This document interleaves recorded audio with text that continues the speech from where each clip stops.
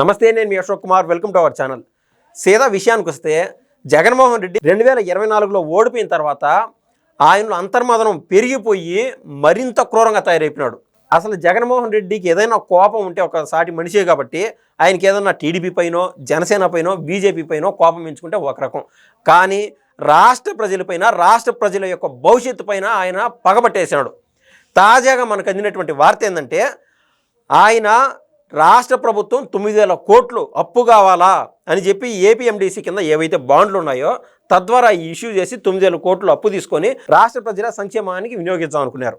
కానీ Jaganmohan Reddy and batch ఆయన చుట్టుపక్కల ఎవరైతే కోటరీ ఉండదో, ఆయన శ్రీకాకుళంకి సంబంధించి ధర్మాన కృష్ణప్రసాద్, లేకుండా ఉంటే ఇంకొకరు, లేదా ఉమారెడ్డి వెంకటేశ్వర్లు, ఇటువంటి వాళ్ళు కాకుండా అత్యంత క్రూరులు, ఆలోచన ఉండదు, చదువుకున్న వాళ్ళు కాదు, ఏ విధంగా కొడాలి నాని, వల్లభనేని వంశీ, లేకుండా ఉంటే అంబటి రాంబాబు, రోజా, ఇటువంటి సామాస దోషం వల్ల, ఈ కోటరీ వల్ల ఆయన మెదడు పూర్తిగా చితికిపోయింది. కాబట్టి జగన్మోహన్ రెడ్డి ఏం చేశాడు, వీళ్ళ యొక్క ఆలోచనలతో విదేశాల్లో ఒక ఉదయ్ భాస్కర్ అనే ఒక వ్యక్తిని పెట్టి ఆయన ద్వారా ఏకంగా 200 లెటర్ల పైచీలకు లెటర్ రాశారు ఏపీఎండిసి కార్పొరేషన్ వాళ్ళకి. వీళ్లకు బాండ్లు ఇష్యూ చేసేదానికి అవకాశం ఇవ్వద్దు రాష్ట్ర ప్రభుత్వానికి, అసలు ఈ అప్పే తీసుకోకూడదు రాష్ట్ర ప్రభుత్వం అని చెప్పి శతవిధాలా ప్రయత్నం చేశారు. కాకుంటే ఆల్రెడీ అప్పు పుట్టింది, తద్వారా సంక్షేమానికి కూడా వాడేశారు, అది వేరే విషయం.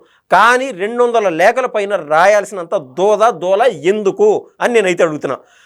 సరే, ఇటువంటి విషయాలు ఇది తొలి కాదు, కొన్ని సంవత్సరాలుగా జరుగుతూనే ఉన్నది. 2014 నుంచి 2019 వరకు ఆ మధ్యలో కూడా చూసినప్పుడు అమరావతి యొక్క డెవలప్మెంట్ కొరకు 3,500 కోట్లు కావాలా అప్పుగా అని చెప్పి చంద్రబాబు నాయుడు గారు వరల్డ్ బ్యాంక్ని అడిగితే, అసలు ఆ వరల్డ్ బ్యాంక్ నుంచి ఇక్కడికి అప్పు పుట్టుకుంటా ఇదే మాదిరి ఆకాశరామన్ ఉత్తరాలు రాయడము, మెయిల్స్ చేయడము, ఎవరంటే ఎవరు, ఒకరు కాదు, ఇద్దరు కాదు, ఆ ఒక మెయిల్ ఐడి అందరికీ దొరుకుతుంది, వైసీపీ బ్యాచ్ మొత్తం మెయిల్ చేసేస్తారు, అసలు మన రాష్ట్ర ప్రభుత్వానికి అప్పు ఇవ్వగాకండి అని చెప్పి. ఇంక వాళ్ళు ఏం చేస్తారు, వరల్డ్ బ్యాంక్ వాళ్ళు ₹1 విలువైందే కాబట్టి అక్కడి నుంచి అమరావతికి వచ్చి అదే పనికి ఒక 15 రోజుల పాటు ఉండి, ఎస్ మనం ఇచ్చిన డబ్బు వెనక్కి వస్తుంది, దీంట్లో అమరావతి స్వయం ప్రతిపాదిక ప్రాజెక్టు తన డబ్బులు తానే సంపాదించుకోగలుగుతుందని చెప్పి ఏం చేశారు, 3,500 కోట్లు ఇష్యూ చేశారు. ఏమి వీళ్ళు ఆపగలిగిందే ఉన్నది. ఇప్పుడు నారా లోకేష్ గారు ఒక ఐటీ మినిస్టర్గా అనేక కంపెనీలు తీసుకొస్తూ ఉన్నారు. 9 లక్షల కోట్లకు పైగా పెట్టుబడులు తీసుకొచ్చే విధంగా ఆల్రెడీ ప్రణాళిక రూపొందించారు. తద్వారా 7 లక్షల మంది పైకి ఈ యొక్క ఏదైతే పెట్టుబడులు తీసుకొచ్చారో జాబ్స్ క్రియేట్ అవుతున్నాయి. మ్యాక్సిమం 4 నెలలు 5 నెలల నుంచి ఇంక ఈ పనులు అంటూ మొదలైపోతూ ఉంటాయి. ఈ గ్యాప్లో కేవలం ఈ 9 లక్షల కోట్ల పెట్టుబడులతోనే ఆగకుండా నిన్నటికి నిన్న పెద్ద పెద్ద కంపెనీలతో 3 రకాల కంపెనీలను కలిశాడు నారా లోకేష్ గారు.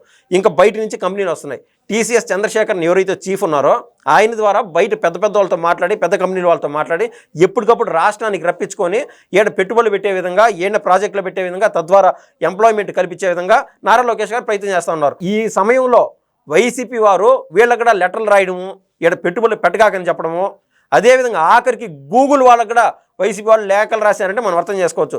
ఏమని రాశారు, రాష్ట్రంలో మహిళలపైన అఘాయిత్యాలు పెరిగిపోయినాయంట, తద్వారా ఇక్కడ కన్నా మీరు వచ్చి కన్నా కంపెనీలు కన్నా పెడితే మీ దాంట్లో జాబ్ చేసే అమ్మాయిల పైన కూడా అఘాయిత్యాలు జరుగుతాయి, కాబట్టి మన ఆంధ్ర రాష్ట్రంలో పెట్టుబడులు పెట్టొద్దు అని చెప్పి గూగుల్ వారికి కూడా లేఖలు రాశారంటే ఇది ఏమి దౌర్భాగ్యం. ఇక్కడ మన రాష్ట్ర ప్రభుత్వంలో వైసీపీ ఉండడము ప్రతి ఆంధ్రుడు చింతించాల్సిన విషయము.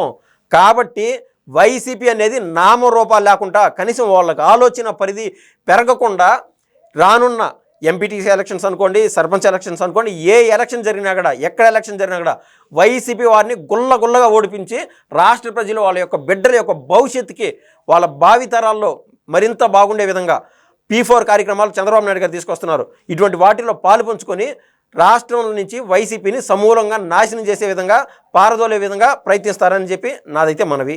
ధన్యవాదాలండి.